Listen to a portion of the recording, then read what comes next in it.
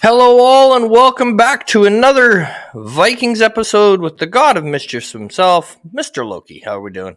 I'm doing all right. How are you doing, brother? I went down for a little bit, but you can't keep a bad evil a-hole down for too long before we Can't kick keep back a up. good Canucker down, can we? Well, I wouldn't say good.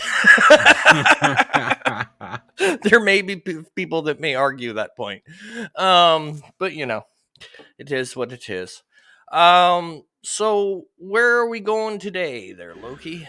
We are going to be looking at the Siege of Paris, which happened in 885. Now, this isn't to be confused with other sieges of Paris that happened before that, because this has happened more than once Yes. throughout the 800s. France had been attacked before, but never to this scale. And there was a huge determining factor in this battle that we're going to talk about. And up until this point, various armies and militaries had looked at small arms and said, well, there's no distinct advantage here. The Chinese looked at the Huns specifically looked at crossbows and said, well, you train a person to use a crossbow, and it's no better than training a melee fighter, someone who fights with a sword and a shield. There is no distinct advantage either way. But in this battle, this is going to be a huge determining factor in what happened, because the Vikings sail up the Seine in 885 and decide we're gonna hold France hostage. We're gonna hold Francia hostage. We get to Paris, and we're gonna demand tribute. We want your money. We want your gold. You remember us from the last time we were here. And the Count, whose name was Otto, said no. You're not getting the money now. Now the horrible thing for the French was they only had like 200 men.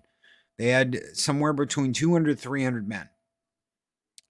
And we are talking tens of thousands of Vikings. Yeah. The Vikings said they initially arrived with 300 to 700 ships and 30 to 40,000 men. These are astronomical odds against the French being able to hold their ground until reinforcements arrives. And the Otto is waiting for reinforcements. A man named Charles the Fat, who was the ruler of Paris at the time, was supposed to be on his way back in the summer, but the Vikings arrived in November. So the Vikings immediately start putting together siege machines. They're pissed. They're like, bitch, we outnumber you, 30,000 men to 200. You're idiots. We're going to take what we want. So they start manufacturing siege machines, ballista, catapults, battering rams, siege towers to take the island that is Paris at the time, because Paris is sitting on an island. Now there's two bridges that cross the island onto the mainland, one on each side. There were two towers on each of these bridges, and they were literally a dozen guys in these towers that were shooting crossbows at the Vikings. These guys were defending the walls of Paris with crossbows. Every time the Vikings would bring up a siege machine, they would literally be pouring hot wax and tar on top of the Vikings and then shooting them. They're just reloading and shooting. If they had had bowmen on these towers that had not had crossbows, they could not have kept up this fight day in and day out. No, because it's quite exhausting to fire an actual bow. That's right. It's And you're not like in firing. Hollywood where you can fire off 50 arrows and then, go run a marathon. That's You right. shoot off 150 arrows and you're like, okay, my body's done for a week. Thanks. Um, And you're especially with firing longbow. down. You've got to lean over the wall and fire down. So that compared to just popping out of cover, shooting your crossbow, popping back in cover, reload, Yeah, rinse and repeat. yeah, it would be like the difference between your gat gun and your regular pistol And I to a can't degree. think of another time earlier in history, and I might be wrong. Someone might show up in your comments and it should be like, excuse me, Loki, on this date and blah blah blah. But I can't think of any time in history before this where small arms saved the day, because they did. Yeah, Crossbows literally saved the day here. They could pop out from undercover using the walls for protection. They could pop out from undercover, fire their crossbows, pop back in cover, reload, pop back out, fire again. That in conjunction with the hot wax, the tar, this held. They held. They held all summer.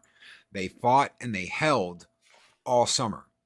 And it's one of those fights that I mean, how it's like the fighting of the 300 with the towers they had, with the bridges blocking off certain areas to where the Vikings couldn't just circle and go at them any which way they wanted to. Um, this put a stop to a lot of what was going on. One of the names of the Vikings, which is also interesting, was a man named Rollo. Rollo would go on to become the first ruler of Normandy. okay. He changed sides Oh wow. and actually prevented a siege. He would prevent a siege later. We'll talk about that on Yeah, another one of your episodes. But he would actually change sides. A lot of the Vikings, after the initial push, were like, "This is too much trouble. We just want to raid and pillage. We want money, so we'll go further up the sign." And that's exactly what they did. Um, a majority of them left and sailed further upriver in February, and then Siegfried's contingent left in April. So, and Otto would get reinforcements. He initially started with 200, 300 men at arms. He gained reinforcements during the summer from Charles the Fat, who arrived with his army. So they held. These yeah, guys held. They held the walls of Paris. They stopped. They stopped. They lost some of the towers. One of the towers, because both towers on each side of Paris had a bridge. One of them was a stone bridge. The other one was a wood bridge. The wood bridge would eventually take some damage, and that got sunk. And the Vikings threw all kinds of shit at these bridges. well, Okay, yeah, they tried to use fire. They set boats on fire and set them towards the bridges, and the boats would sink before they got there. There was all kinds of shit they threw at these bridges to try and take them down. They finally, the wooden one was weakened enough that they were able to sink it. And with the bridge gone, the northeast tower was isolated from the rest of the city. And 12 French men at arms fought for 5 days. 5 days against the Vikings until they finally surrendered. They didn't have any more water. They didn't have any more food. Um, the Vikings told them to surrender, and they said, bugger off, and they killed yeah, them all. So they killed them. Um, they left a force there in Paris while everybody ventured further up the Seine to raid and pillage. Um, Otto organized a defense multiple times against little raiding parties that were trying to get into the city. And eventually the Vikings gave up. They said, "You know what? We're going to do one final push." and it failed. And eventually, when Charles the Fat arrived, they scattered. Yeah, yeah, because it became a lot more trouble than it was worth Yeah, in the long run. Because I got to get that wrestling reference in. So basically, it would be almost like if Rey Mysterio entered the octagon against Brock Lesnar and won. Um, there's no scripting here, but how did he win? But it just shows you what, a little bit of determination. And I'm pretty sure that, within the Vikings, as much as it probably pissed them off that they didn't get their tribute, they probably earned a little bit more respect for the troops that was there at the time. and the Vikings, when the Vikings came back down the Seine to leave, Otto would not let them go past Paris. Otto was like, "Nope, I'm not gonna open my bridges. I'm not gonna let you pass."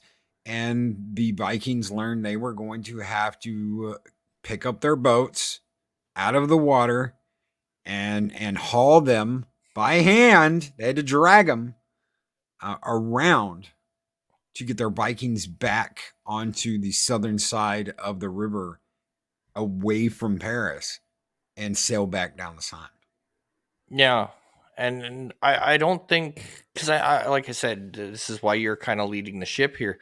I'm not really brushed up on my Viking history, but during this time, they didn't get stopped a lot. They just kind of did what they wanted at this point in Yeah, history, isn't it? they They kind did. of They pretty much, the Vikings didn't come up against anybody. They didn't just raid and pillage. They did what they wanted, and they got the money they wanted. And that this was a nope, not gonna happen.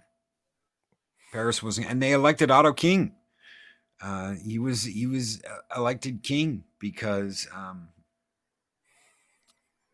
he did such a huge job in protecting Paris.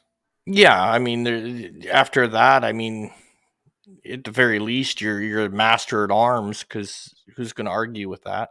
That's right. Um, like the man proved himself. You know, if it wasn't for him, you didn't have Paris. So there's that. Well, and Um, one of the things that was really odd about this too was um, the Vikings were first they were starting to really learn about Christianity, and some of the Vikings believed that because disease was spreading, not just in Paris but through the Viking ranks as well, that they were cursed. They were cursed by mm, the by God, by this god that the Parisians worshipped. okay. That would definitely have some kind of an effect on them. It's had an effect throughout history.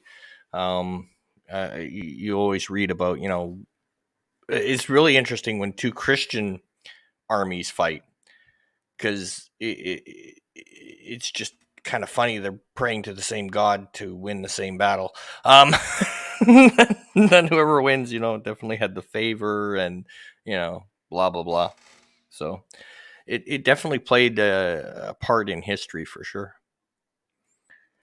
But we'll leave it at that. Anything you got coming up that you want to promote there, Loki? Or We've got ValhallaCon coming up this weekend. It's going to be absolutely crazy. We have been busy bees getting ready for this. So it's going to be one hell of a meetup. I can't wait to meet everybody. So many good people coming. We got Snow Dub, we got Mexican Iron Man, um, Psychodwarf Nine's coming, DJ Ronnie G's coming. So many good people are going to be there. So many great people. Paul Memes Minion is already there. Akimi Mara, Daryl the Derelict. So many wonderful people are going to be hanging out this weekend for Retropalooza and ValhallaCon. I just can't wait. Nick from Echo Base. I keep thinking, oh, man, all these people are coming, and it's something that we've spent all this time organizing to get people excited and to have a good time. And we're gonna have a Wrath of Khan viewing at the Hilton. I'm absolutely psyched about it, man. awesome. And I'm so happy for you, brother. Unfortunately, Circumstances won't allow me to cross the border right now, but it is what it is. Um, and I'll try to make the next one because Right. I got to get down there at least once. But you Oh definitely have yes. to have a drink for me. Raise the old school for me at least once. I'll be there in spirit, if nothing else. And with that, folks, if you ain't tuned in to Stone Loki at 8 o'clock in the morning on his channel, then I don't know where the frig you are at 8 o'clock in the morning. Myself, I'm in bed, but to each their own. To each their own. Loki likes to raise a little hell, and we all like to raise a little hell with him. So if you're not doing much at 8 o'clock in the morning, make sure you're over at Loki's channel. His channel will be in the description of this video. And until next time, take her easy, folks.